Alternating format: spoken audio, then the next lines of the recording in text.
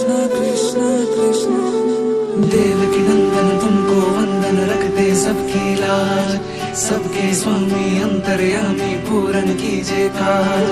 देवकी नंदन तुमको वंदन, रखते सबकी लाज, सबके स्वामी अंतर्यामी पूरन कीजिए काज।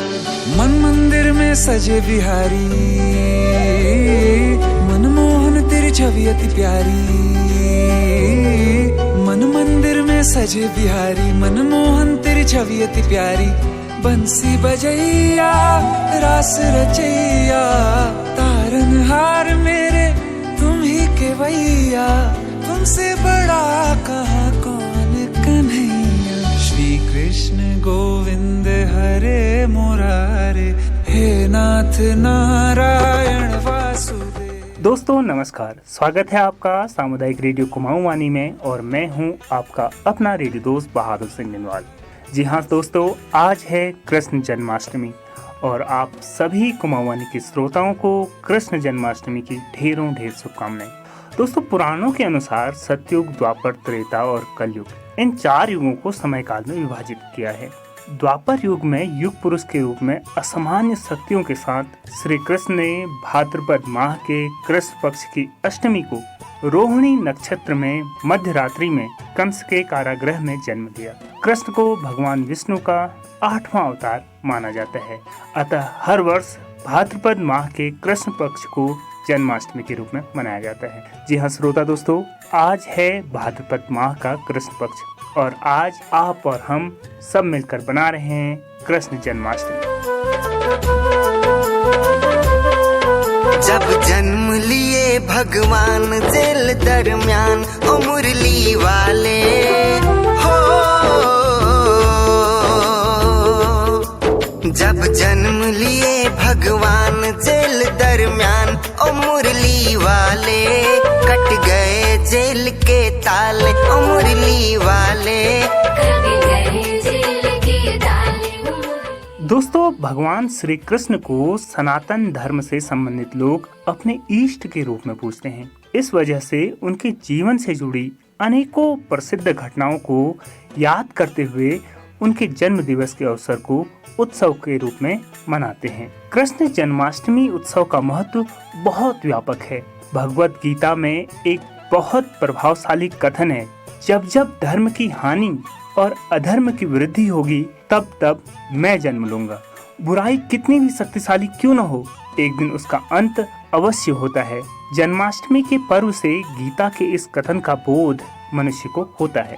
इसके अतिरिक्त इस पर्व के माध्यम से निरंतर काल तक सनातन धर्म की आने वाली पीढ़ी अपने आराध्य के गुणों को जान सकेगी और उनके दिखाए गए मार्ग पर चलने का प्रयास करेगी। कृष्ण जन्माष्टमी का त्योहार हमारी सभ्यता व संस्कृति को दर्शाता है। युवा पीढ़ी को भारतीय सभ्यता संस्कृति से अवगत कराने के लिए इन लोकप्रिय तीज त्योहारों को मनाया जाना अति आवश्यक है। इस प्रकार के आध्यात्मिक पर्व सनातन धर्म के आत्मा के रूप में देखे जाते हैं। हम सभी को इन पर्वों में रुचि लेना चाहिए और इनसे जुड़ी प्रचलित कथाओं को जानना चाहिए।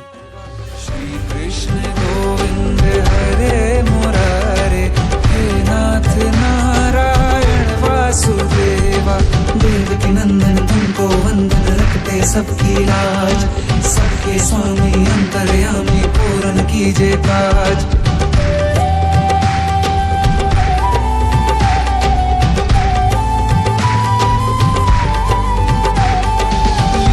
परंपार तेरी तू माखन चोर कहावे, भवसागर से सबकी नैया तू ही पार लगावे।